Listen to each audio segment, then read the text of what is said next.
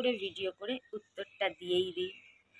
কিন্তু হ্যাঁ, আজকেই লাস্ট, আজকেই ফার্স্ট, এরপরে আমার আর উত্তর দেওয়ার সময় হবে না। কেন, যত দিন আসছে, মানে ভালো দিন আসছে, এখন আমি রোম্যান্টিক রোম্যান্টিক কথা বলাতেই বেশি বিশ্বাসী। তাই এখন এই ভাট বকা আমার পক্ষে সম্ভব না। তা আজকে যখন উত্তর দিয়েছি, আরেকটা কমেন্টের উত্তর দিয়েই দিই। তো আরেকজন বলেছে, তুমি যে বললে তোমার একটাও বিয়ে হয়নি, তাহলে তোমার সন্তানগুলো কার? তুমি তোমার সন্তানদের অস্বীকার কর, কি জানি, এরকমই কিছু একটা। এক তো হচ্ছে কথা, আমি যখন যার সাথে থেকেছি তাকে নিজের স্বামীর মতনই দেখেছি, সংসারটাকে নিজের পরিবারের মতনই দেখেছি। একটা বউয়ের যা দায়িত্ব, একটা বউয়ের যা কর্তব্য, সেরকমভাবেই সংসারটাকে করেছি, সেরকমভাবেই রান্না করা, বাসন মাজা, কাপড় কাচা, স্বামীকে দেখা, তার জন্য চিন্তা করা, তার জন্য কেয়ার করা, তার খোঁজ খবর নেওয়া, তার শরীর খারাপ হলে তাকে যত্ন আদ্যি করা, তার জন্য জামা কাপড় বিক্রি করা, তার জন্য গয়না বিক্রি করা, যা একটা বউ করে আমিও তাই তাই করেছি, কোনো জায়গায় কোনো কমতি রাখিনি। কিন্তু আইন কানুন এই বিয়েগুলোকে বিয়ে মানে না, তাই আমার এই কথাটা বলা। মানে এত বড় গর্ধব, এত বড় জিএনডিইউ তোমরা, যে তোমাদের উত্তর দিতে দিতে আমি শেষ হয়ে গেলেও তোমাদের প্রশ্নের শেষ হবে না। কেন, তোমরা হারামে খাও আর এই রকম মারিয়ে বেড়াও, আর যেটা তোমরা করেই যাবে। তার জন্য তোমরা যা ইচ্ছে বলতে থাকো, যা ইচ্ছে, আর কোনো উত্তর পাবে না। কেন, যখন মানুষ ঠিক করে যে কোনো না কোনোভাবে কিছু না কিছু বলতেই হবে, যতই ঠিক উত্তর দিক না কেন, তবুও কিছু না কিছু ধরে ঝুলতেই হবে। তা সে তোমরা ঝুলতেই থাকো। কিন্তু ওই হাত কেটে রক্ত পড়া, ওটা কি আইনে আদৌ বিয়ে মানে? ধরো কেউ আমাকে হাত কেটে রক্ত পড়িয়েছে, আমি যদি আইনে গিয়ে তার সম্পত্তি চাইতে যাই, আইন কি আমায় দেবে? আইন বলবে ওটা বিয়েই না।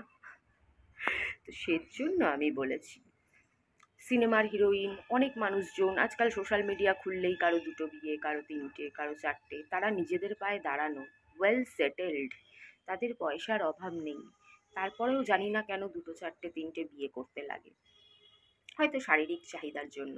কিন্তু বিশ্বাস করো, জানি না বিশ্বাস করবে কিনা, বিশ্বাস না করলেও আমার কিচ্ছুটি করার নেই, কিন্তু বিশ্বাস করো, আমার যে তিন চারটে সম্পর্ক হয়েছে, আমি না নিজের পায়ে ঠিক মতন দাঁড়ানো ছিলাম, না আমার মাথার উপর পাকাপাকি ছাদ ছিল, আমি আজ হোস্টেলে, কাল অমুকের বাড়িতে, কাল তমুকের বাড়িতে, এরকমভাবে কাটাচ্ছিলাম। এর জন্যই আমার জীবনে এই সম্পর্কগুলো হয়েছে।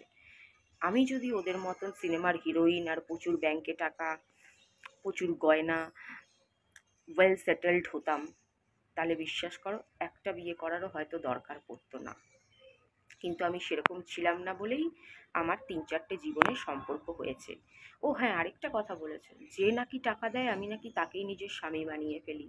আরে চুপ, তয় হস্যি ২৯ তিয়য় আকার। আমি একটা মহিলা, আমি যদি চাইতাম, আমি যদি রাস্তায় গিয়ে দাঁড়িয়ে পড়ি, তাহলে হাজার হাজার পুরুষ লাইন দিয়ে দাঁড়াবে আর সবাই টাকা দিতে যাবে, তাহলে কি সবাই আমার হাজবেন্ড? তাহলে তো আমি ওই কাজই করতে পারতাম। ওই কিপটা যে আমাকে একটু ভালো মন্দ খাওয়ায় না, ভালো কখনো কখনো দীঘা থেকে ১০০ টাকার ভাত, ঝোল ভাত তরকারি খাইয়ে নিয়ে চলে আসে, যে আমার কাজের জন্য একটা ওয়াইফাইয়ের দরকার, একটা ফোনের দরকার, একটা স্ট্যান্ডের দরকার, মোবাইল স্ট্যান্ড, এই ছোট ছোট জিনিস পর্যন্ত আমায় কিনে দেয় না। হ্যাঁ, মাঝে মাঝে ১,০০০ ২,০০০ টাকা দেয়, তার জন্য তাকে হাজবেন্ড বানিয়ে নিয়েছি ১,০০০ ২,০০০ টাকার জন্য। মানে তোমাদেরকে কি বলবো, তোমাদের বিবেক মরে গেছে, আত্মা মরে গেছে, কিন্তু চিন্তা করো না, ভগবানের বিবেক মরে যায়নি, ভগবানের আত্মা মরে যায়নি।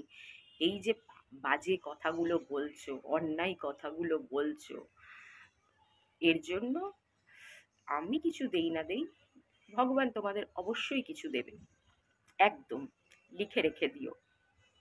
অবশ্যই হাতে হাতে না দিই, কদিন পরে দিই। দের হ্যায় পর অন্ধের নেই। কেন, এত ভাট বকা, এত মিথ্যাচারিতা কেউ সহ্য করে না। টাকার জন্য হাজবেন্ড, এই টাকা, এই খাওয়া, লাখ লাখ টাকা দিলে তাও, বললে তাও আমি ভাবতাম যে আচ্ছা ঠিক আছে চলো, অনেক কিছু দিচ্ছে তো, তাই লোকে হিংসায় বলছে। হায় ভগবান, আমি যদি এখন রাস্তায় বেরিয়ে কোনো একটা ছেলে আমার দিকে দেখছে, তার কাছে খেতে চাই না, সেও অনেক কিছু খাইয়ে আমায় বাড়ি পাঠিয়ে দেবে। কিন্তু মানুষ তো আমায় 5 বছর ধরে দেখছে, না আমি কাউকে নাম্বার দেই, না আমি কারোর সাথে কথা বলি, না আমি কিছু, মানে কি বলবো, এইসব অ্যাকচুয়ালি আমার উত্তর দেওয়া উচিতই না। এইসব পাগলের পোলাপের অ্যাকচুয়ালি আমার উত্তর দেওয়া উচিত না। তা আমি ভাবলাম ছোট্ট করে একটা কন্টেন্ট হয়ে যাবে, তাই একটু পাগলের পোলাপের উত্তর দেই।